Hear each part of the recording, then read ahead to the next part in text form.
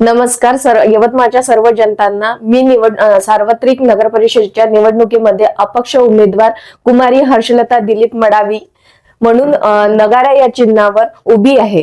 ताई, काय सांगाल, आपली जी आई आहे ते मागच्या 5 वर्षांमध्ये नगरसेविका राहिलेल्या आहेत, त्यांनी बरेचसे कामं त्यांनी केलेले आहेत. कोणकोणत्या प्रकारचे विकास कामं आईच्या द्वारे करण्यात आले, काय सांगाल? नक्कीच मी सांगण्याचा प्रयत्न जितकं मला माहिती आहे त्या पद्धतीने मी सांगण्याचा प्रयत्न करते. जसे की आपलं स्त्रीचं जे हॉस्पिटल आहे आपलं पोस्ट ग्राउंडच्या साईडला तिथले कामं झाले, रोडचे कामं झाले, पोलीस स्टेशनचं जे उद्घाटन आहे आपलं HD ऑफिस आणि तिकडलं पोलीस स्टेशनचं ते आईच्या हस्ते म्हणजे आईच्या ज्या कालावधीत आहे ते करण्यात आलेलं आहे.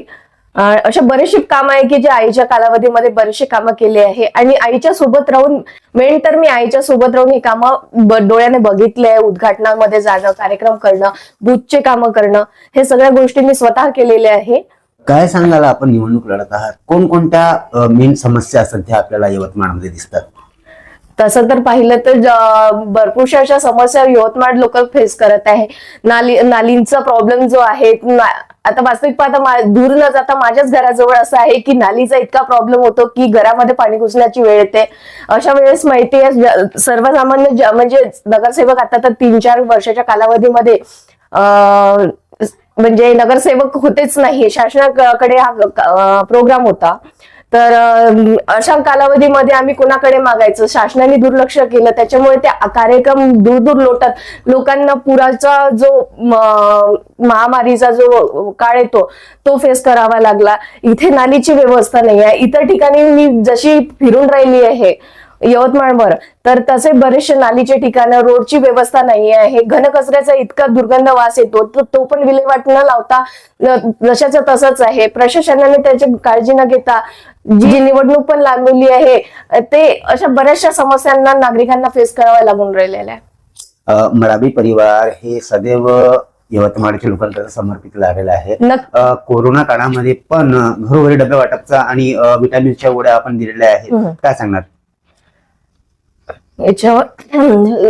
करोना काळामध्ये मी समर्थाने समोर येऊन पुढाकार घेऊन प्रत्येक घरोघरी डबा वाटपाचं काम केलेलं आहे. करोनात ह्युमॅनिटी गोळ्याच्या जो असतात त्या घरोघरी जाऊन वाटण्याचा प्रयत्न केलेला आहे. माझ्याकडनं जितका प्रयत्न होते जनतेची सेवा करण्याचा मी तितका प्रयत्न केलेला आहे जनतेची सेवा करण्याचा. आता स्मार्ट यवतमाळ करिता काय नेमकं विजन आहे की बऱ्याचशा प्रदूषण जे आहे ते गोष्टीला कमी करण्याचा प्रयत्न आहे आणि समाजाच्या दृष्टीने आपलं नाट्यगृह नाही आहे यवतमाळमध्ये आणि माझ्या समाजाकरिता एक भव्य असं भवन बांधायचं आहे जेणेकरून माझ्या समाजाविषयी आणखी तिथे माहिती मिळाली पाहिजे.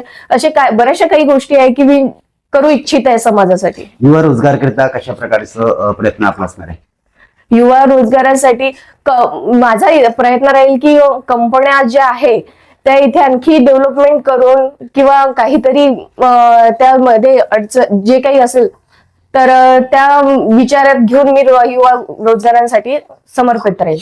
निवडणूक काळ येताच भूल थापा देणे, आमिष देणे अशा प्रकारचे प्रकरण होतात. आपली जी जनता आहे त्यांना काय एक संदेश आपण देऊ इच्छिता?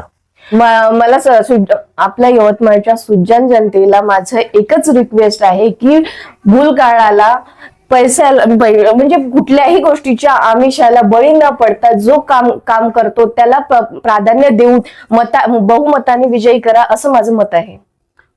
आपली जी जनता आहे जे आपल्याला बघत आहे, येणाऱ्या 20 तारखेला निवडणूक आहे, काय एक अपील आपली असणार आहे?